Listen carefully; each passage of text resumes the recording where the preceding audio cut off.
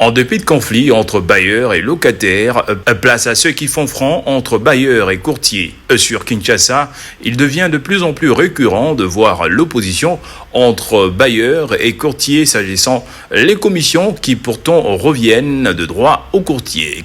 Et que retenir face à cette affaire? Les avis sont partagés par le conseiller immobilier.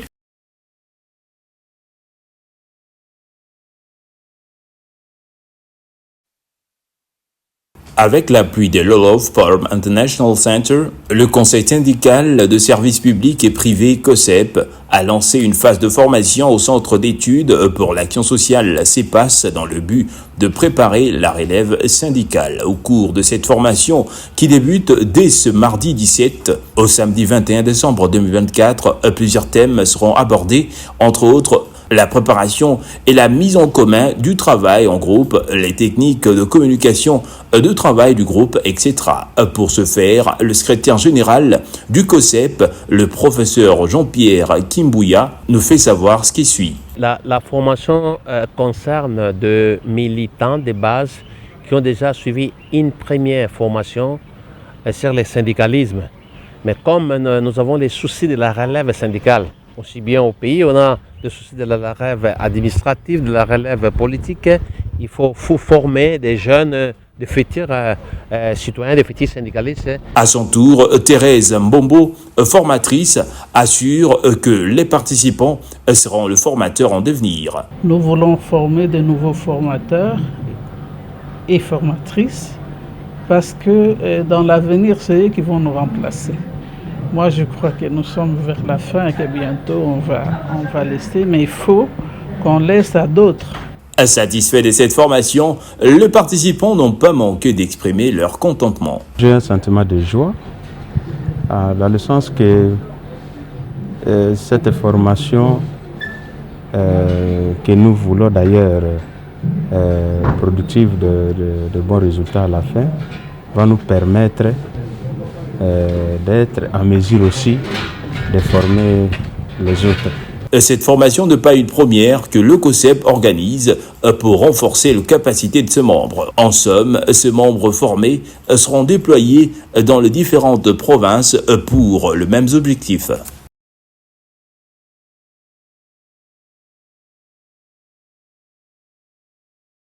L'Union européenne a exprimé sa déception face à l'échec du sommet de Luanda à travers son représentant spécial pour la région des Grands Lacs. C'était lors d'un échange le lundi 16 décembre à Kinshasa avec la ministre d'État en charge des Affaires étrangères, Thérèse Wagner. Par ailleurs, Johan Borgstam a souligné l'engagement de l'Union européenne pour la paix et exigé le retrait des troupes rwandaises du sol congolais. En effet, le président Kagame a brillé par son absence à la rencontre prévue le dimanche 15 décembre dans l'optique de trouver un terrain d'entente avec le président Tshisekedi pour mettre fin aux hostilités perpétrées dans l'est de la RDC par les troupes rwandaises. Selon les propos de la ministre d'État Thérèse Wagner lors du briefing de ce même 15 décembre, les tensions auraient commencé la veille avec le président rwandais qui exigeait avant toute discussion avec Félix Tshisekedi la rencontre de la RDC avec les M23. Le Rwanda a mis comme condition préalable à toute signature et à tout sommet qu'il y ait d'abord un échange direct et un dialogue direct entre la RDC et le M23. La République démocratique du Congo a rejeté cela, tout d'abord parce que c'était une tactique qui a été sortie en dernière minute et nous l'avons vu pour ce qu'elle était, une tactique pour bloquer le processus. Le président Félix Tshisekedi savait donc au préalable que Paul Kagame n'allait pas se rendre à cette rencontre, mais il y est quand même allé pour constater par lui-même l'absence de son homologue rwandais et pour honorer sa parole et les efforts fournis par le facilitateur de ces discussions de Luanda, João Lourenço, président angolais depuis le début de ce processus. Pour expliquer la position de la RDC après l'annulation du sommet de Luanda, la chef de la diplomatie congolaise a organisé une rencontre le lundi 16 décembre 2024 avec les ambassadeurs en poste à Kinshasa. À savoir, la déclaration de Corneille Nangaa, suivie du communiqué cynique du ministère rwandais des Affaires étrangères, révèle clairement que le Rwanda, sous la direction du président Paul Kagame, refuse de s'engager sincèrement dans la médiation angolaise initiée par le président João Joao Lorenzo. En refusant de participer à la tripartite, le Rwanda montre son mépris non seulement envers l'Angola en tant que facilitateur, mais aussi envers la communauté internationale, tout en poursuivant son objectif principal, légitimer le M23 comme une entité indépendante et détourner l'attention de son rôle direct dans le conflit.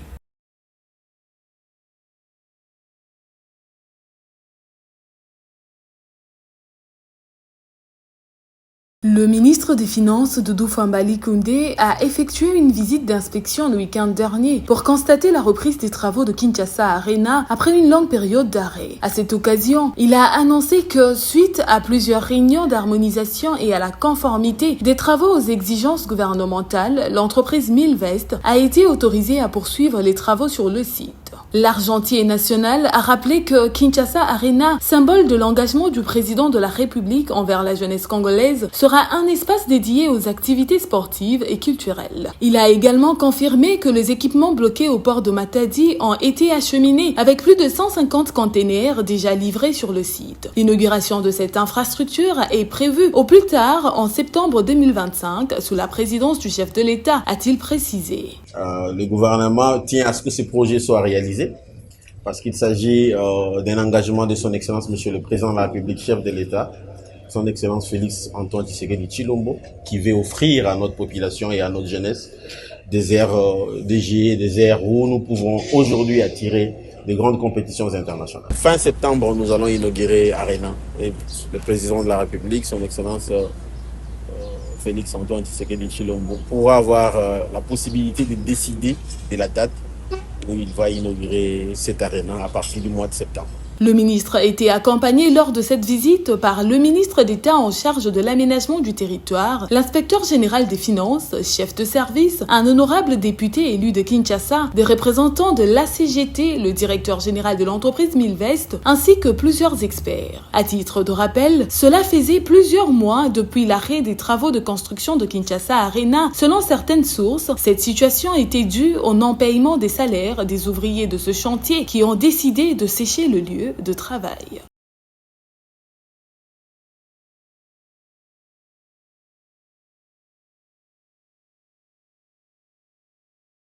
Le ministre du Commerce extérieur, Julien Paluku, est descendu sur terrain le lundi 16 décembre dernier pour se rassurer de l'évolution des travaux d'aménagement des sites qui va accueillir la 46e édition foraine à la Foire internationale de Kinshasa, FIKIN, qui va démarrer ce 21 décembre 2024.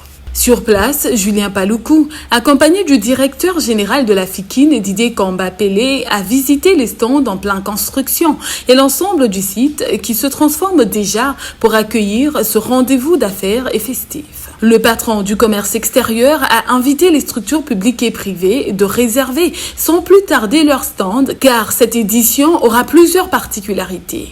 Je voudrais inviter tout le monde à venir acheter son stand ici, parce que ça sera en fait la plus grande vibration qu'on n'a jamais connue à Kinshasa. On va organiser l'activité dans les conditions que vous voyez, mais c'est en prévision d'un projet pour lequel nous avons déjà un investisseur qui s'appelle Milvest, qui va investir des millions de dollars ici pour construire un grand parc attractif, pour construire des malls, pour construire en fait des grande salle de près de 5000 personnes. Par ailleurs, le patron du commerce extérieur a réitéré son engagement de moderniser la FIKIN en 36 mois et de réguler toutes les activités foraines à travers le pays. Le constat qui est là, c'est que nous sortons pour aller participer à des organisations à l'extérieur du pays, mais jamais les gens ne viennent aussi en République démocratique du Congo. Voilà pourquoi le président de la République, lorsqu'il m'a désigné à cette fonction de ministre du Commerce extérieur, il m'a demandé de réfléchir pour faire de la foire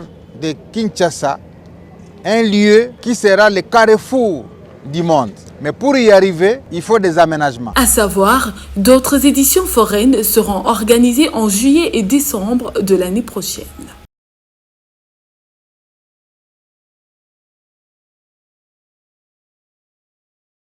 À Kinshasa, l'immobilier est l'un des secteurs où l'on rencontre beaucoup de courtiers appelés communément commissionnaires. Ces derniers ont pour tâche d'aider ou faciliter quelqu'un à trouver un logement à louer moyennant de frais de déplacement. Alors, sur base de quoi fixent-ils le montant pour leur déplacement? Est-ce une obligation de payer un mois de leur commission? Comment ce secteur est-il structuré? Notre rédaction est allée à la rencontre des agents immobiliers de l'agence Mwana Congo située dans la commune de Bumbu. JC Binganga, l'un des agents de cette structure, nous fait part de l'organisation de leur agence. Association Nabiso Kombo Nango Asimo, toza reconnu dans l'État congolais, oezali statut Nabiso, oeza agréé par l'État congolais. Ba déplacement wana tosenga ngo pona ko visiter bandaku esunga susu biso ba courtier na ba crédit esunga peka na kata service na ye wana oyo to olukela endaku esunga biso na ba crédit na ba transport pona to sala musala malamu tango to sengi mutu déplacement soki esimbi te mokolo wana tozwaka numéro na ye togarda yango na kaye na biso ya registre. À l'époque coloniale bato biso tokuta tango totuna bango bayebisa biso ke mobeko wana eutaki na l'État. Tango l'État asali mobeko na ye ya garantie 3 mois bayeko raisonner ke tosala service moko abima na kati ya service habitant. D'après le courtier trouvé sur place, c'est un métier florissant. Ces derniers indiquent également les difficultés qu'ils rencontrent sur terrain. La réalité terrain maman ezara passe surtout tokuta na mingi na bafo babaye na surtout bana kolo mapang. Maman na ye apesi ndako ebimi pa na ye toke ko visiter ndako tosali contrat mona kolpa na zimbongo mutwana okota boye mama zoba na ebi makambo wana te ba retour wana sa makambiso mingi omona ekomi nga commissionnaire bakangisinga musala otokutana na ba risque makasi bopesa mbongo boye bopesi mobino bokasa bopesi na vrai responsable nzoande aza faux responsable.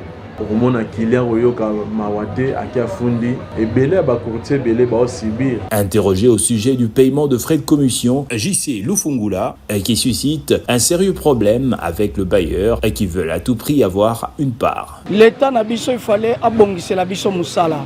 Musala ezobeba à tel point que ceux qui toke ko kotsa mutu na ndako. Mutu akotsa sepe na ndako. Moi moko na eza comme salaire na biso.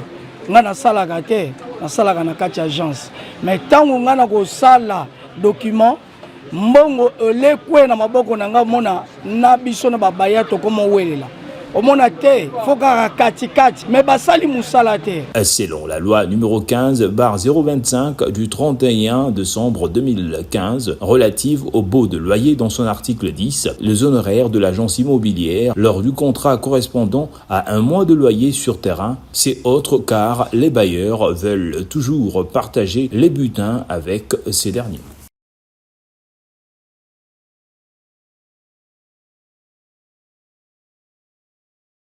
La Commission électorale nationale indépendante CENI a rendu public le lundi 16 décembre à Kinshasa le résultat partiel des élections législatives nationales du dimanche 15 décembre pour la circonscription de Yakoma dans la province du Nord Ubangi. Ce résultat partiel ont été publiés suivant un taux de traitement atteignant 72,39%. Dans son adresse, Patricia Nseya, rapporteur de la CENI, a fait savoir que l'attribution de ce siège dans la circonscription de Yakoma se fait suivant le mode proportionnel.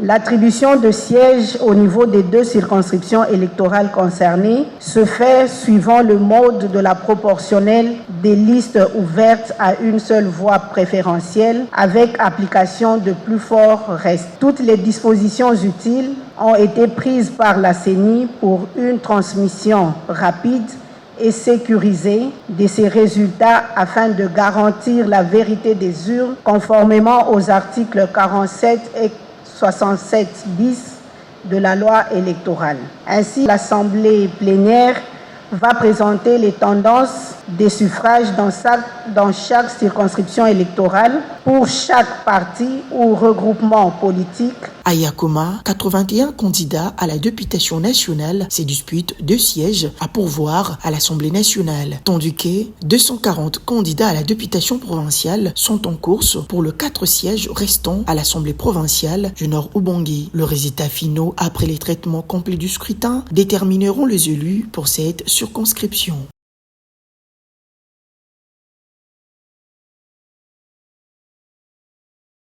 De la même manière, les aliments nourrissent le corps. La lecture est aussi un nutriment pour l'esprit. Elle permet de développer la mémoire et les capacités cognitives. Au travers des romans, la lecture permet de se divertir et de s'évader. En RDC, particulièrement à Kinshasa, la majorité des Kinois n'ont pas l'habitude de lire. Ces derniers lisent pour la plupart des cas lorsqu'ils sont encore aux études. Et là, c'est juste pour préparer les épreuves académiques ou scolaires. Bon, je lis, oui. Vu que je suis étudiante, oui, je lis. Peut-être quand il y a un théorie examen, ça passe. Mais de moi-même, s'il n'y a rien à faire. Malgré ce constat, il y en a de ceux qui aiment lire. Pour expliquer cette non-appréhension, d'autres ont aussi donné les causes du dégoût de la lecture auprès des Kinois. Lire, ça permet d'évader. Lire, c'est comme si en lisant, tu es capable de vivre plusieurs vies. Bon, les Congolais aiment plus regarder des images plutôt que lire. En fait, la première des choses, je dirais, c'est la paresse. Et hormis la paresse, les gens, en fait, déjà, dès le début, les gens veulent la facilité. Au lieu d'essayer au moins de comprendre la chose à la loupe, ils veulent entendre des choses venant auprès des autres.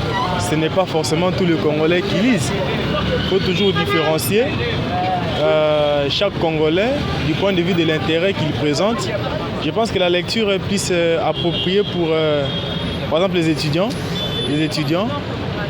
ou les professionnels au regard de leur métier. Pour confirmer ce constat, nous avons rencontré le bibliothécaire du service de documentation d'études qui évalue les Kinois qui s'adonnent à la lecture à 45%. Il y a des Congolais qui lisent et les autres qui lisent non. C'est vraiment un nombre minime de ceux qui lisent. Alors, on peut réduire ça à 45% de ceux qui lisent. Les Congolais, la plupart, n'ont pas eu cette habitude-là de lecture. La lecture commence à bas âge. Je venais de vous dire que moi, je l'ai apprise, j'étais encore au CO. Nous devons les appeler, confier, comme l'homme qui avait écrit les livres sur la lecture, là, aimait la lecture. Il a confié, il a demandé aux Congolais de lire, de faire, de se surpasser pour la lecture, de faire un effort pour la lecture. Parce qu'en lisant, comme je vous dis, on est en train de se former. La lecture forme, la lecture instruit.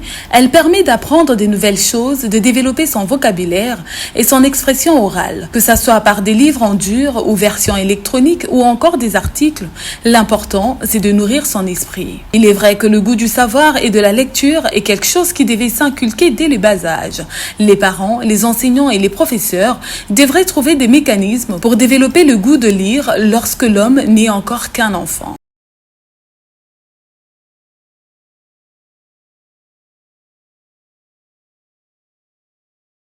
La mauvaise haleine, un sujet presque tabou dans nos communautés. Pourtant, bon nombre des gens en souffrent. Personne pour dire à l'autre « brosse-toi les dents », va voir un médecin, par peur de vexer son interlocuteur. Et même après le brossage des dents, la mauvaise odeur peut demeurer chez certaines personnes.